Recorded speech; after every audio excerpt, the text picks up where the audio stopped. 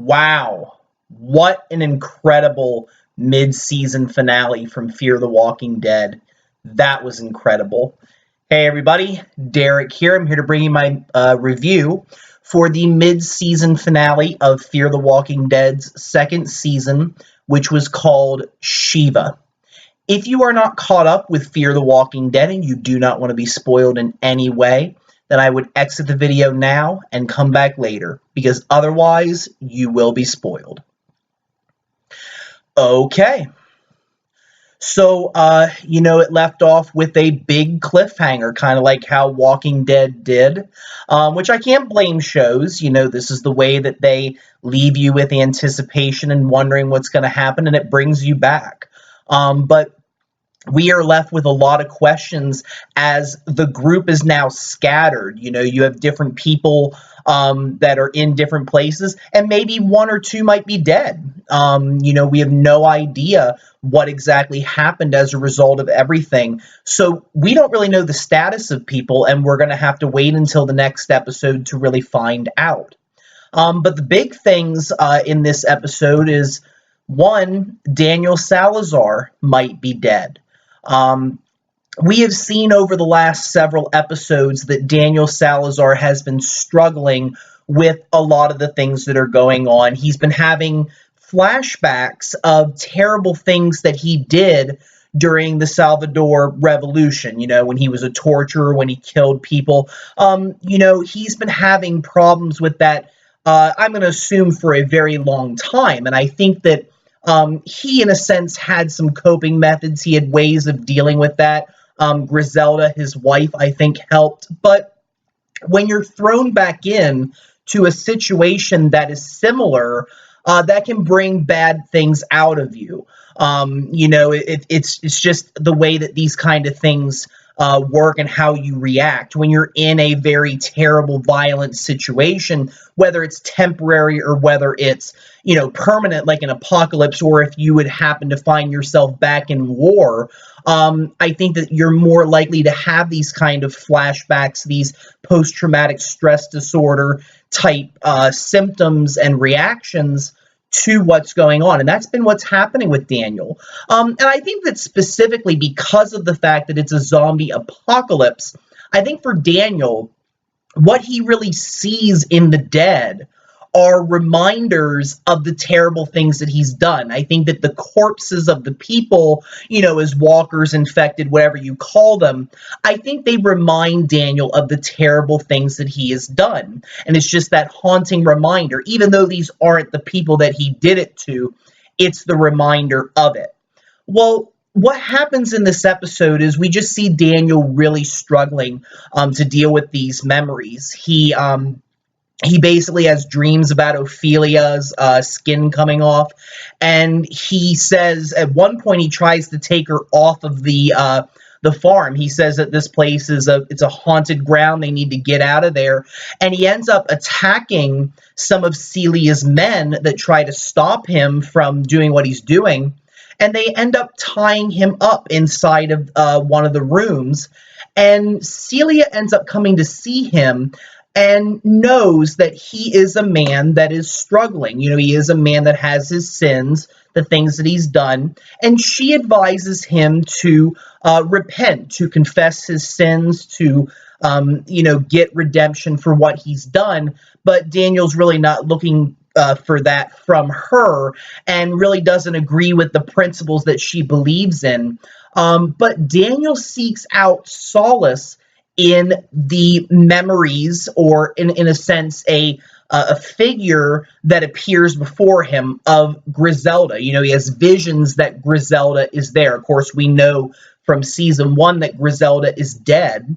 And we just see Daniel having a vision that Griselda is standing in front of him. And basically, the two of them have a conversation to really reason out what's going on. And I think that from what we understand from that conversation, Griselda was a very big help to Daniel after everything happened.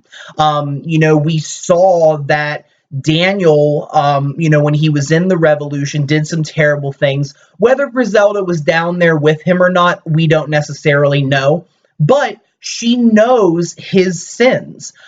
She said that when Daniel would sleep and have nightmares, that he would confess what he did, and that she, of course, being the very religious woman that she is, she would pray, she would ask God for forgiveness, try to cleanse him of his sins while that was happening. And what we saw is, Daniel really trying to get through what was happening and trying to deal with the circumstances. And Griselda challenges him, the vision, which in a sense is Daniel really reasoning with himself. And she says, you've never been able to deal with your first victim. And we see that Daniel has these flashbacks of himself as a kid. And what ended up happening was, the first person that he killed was a man who was laying in a river that also had dead bodies in it. But that's not what they're referring to. What they're actually referring to, which makes sense in the circumstances, is Daniel himself being the first victim. That Daniel was the first victim in his own life, which absolutely makes sense and I agree with. Even though Daniel did do bad things, you see with a lot of people that unfortunately sometimes that was a product of somebody else doing something terrible to them. Now, whether it's justified or whether there's an excuse, I'm not going to get into the moral consequences of that, but you do have to understand that Daniel was a kid when all of this happened. And really, when a person sets off on a path that, causes them to hurt people, kill people, whatever it is, really a part of them dies, I think, in the process. I think that we see that with a lot of, movie, TV villains, and probably real people have the same thing happen to them, but that really they are, in a sense, the first victim of their own circumstances and what led to them doing terrible things to other people is that a part of them died. And Daniel's never really been able to deal with that particular circumstance. And that's really what she hits at in this vision. And ends up telling Daniel, this is your opportunity to, to take care of everything. And Daniel is able to escape. And Griselda basically tells him, for Ophelia, for me, for you, go do what you need to do. And of course, we know that Daniel doesn't trust Celia. He doesn't like what's going on. So what he ends up doing is he actually goes to the cage where the infected are and throws gasoline all over the place and lights it on fire. And during this, he has visions that Griselda is in the barn as well, in that cell, and that the infected are alive, that he sees them as live people after a while. And I think that for Daniel, what that was part of it was closure for Griselda, because Griselda in the vision said, you never came back and buried me. And I think that that Daniel definitely felt guilty about not doing that in the first season, that he could not properly say goodbye to his wife. So I think that was part of it. And another part of it was, I think him providing closure for himself, a lot of the terrible things that he has done, and also because it was the best thing to do to save the people that he cared about and loved. He doesn't want Ophelia growing up in this environment. He worries that what Celia is going to do is going to get her and probably the others killed. So by doing this, he's also saving the group. Now, whether he dies or not, hard to say. One can make the argument that it really does bring Daniel's story to a close, that it does bring him full circle. But on the other hand, you don't see him burn up. You see the flames, coming up around him. But, for all we know, he might have left. He might have gotten out in just the nick of time. We don't know, and we're probably not going to find out about that for a while. But I hope we do eventually, that maybe there is some significance there. But one way or the other, Daniel, at the end of the episode, his status is unknown. We do not know whether he has lived or whether he has died, but we know that he's really dealt with a lot of the things that he had going on. The other thing is Chris and Travis. Chris and Travis are no longer with the group right now.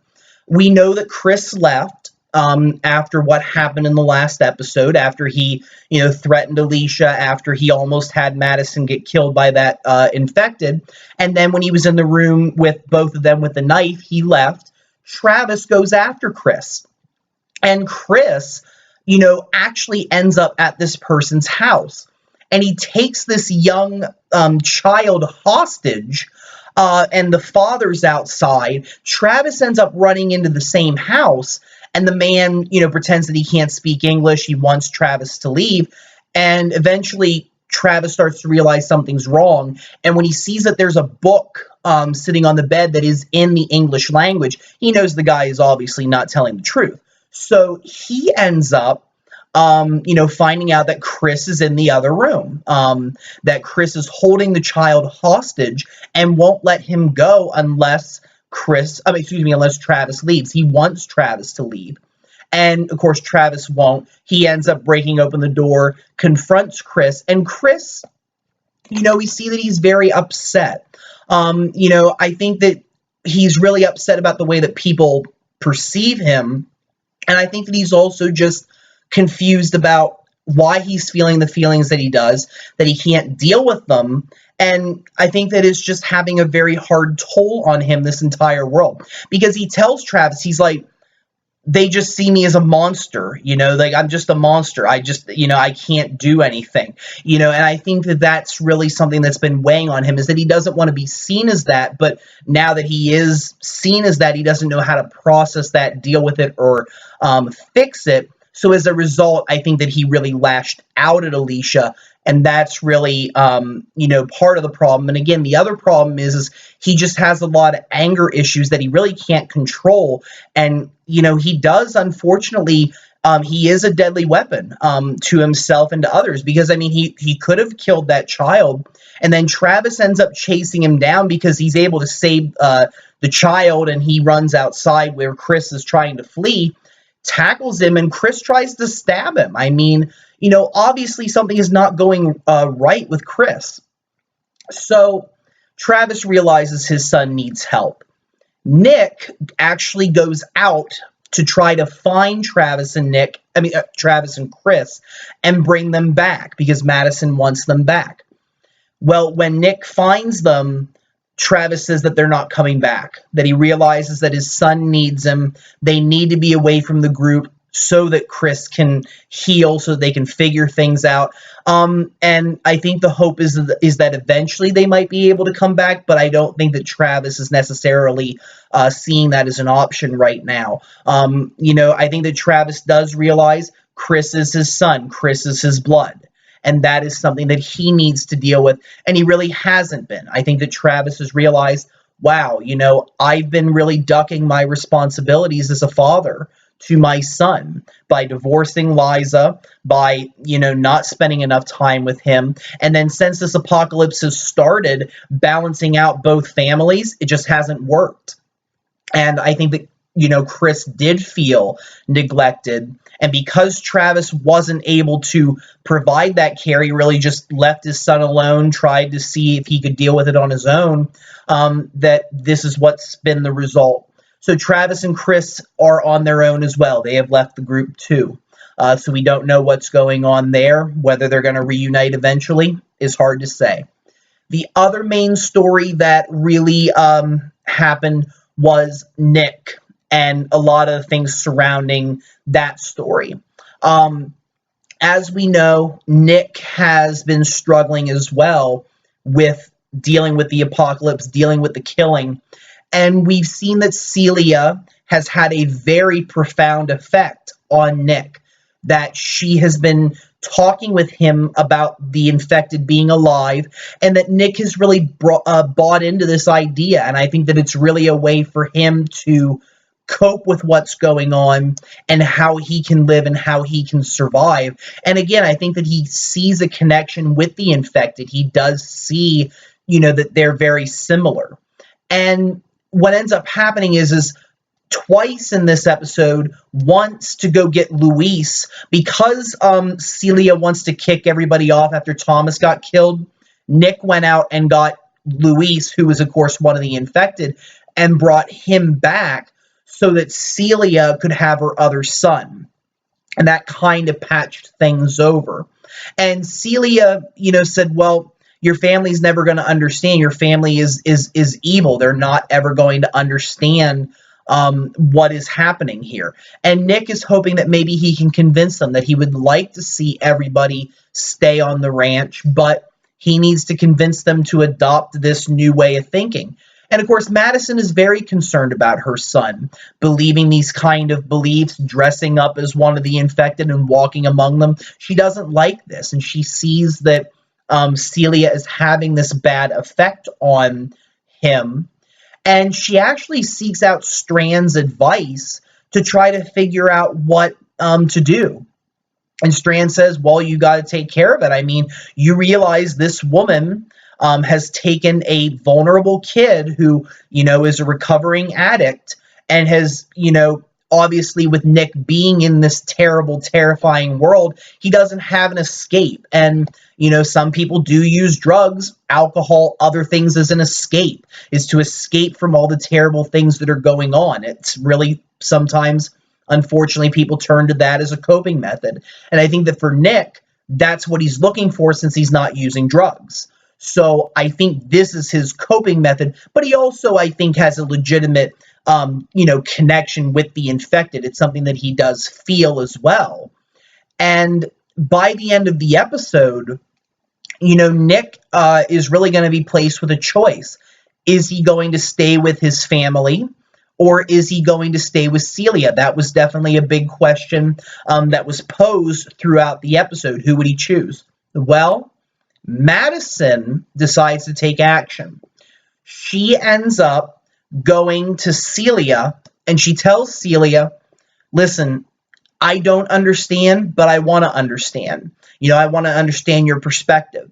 She takes, basically, Celia takes Madison to the cage of infected to try to help her understand. They both step inside, but Madison goes outside and shuts Celia in with the infected.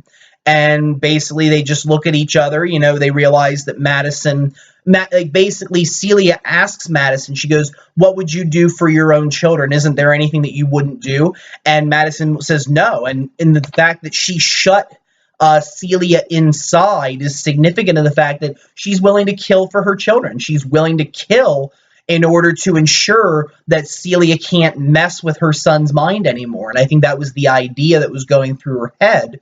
And basically, she locks Celia in and leaves.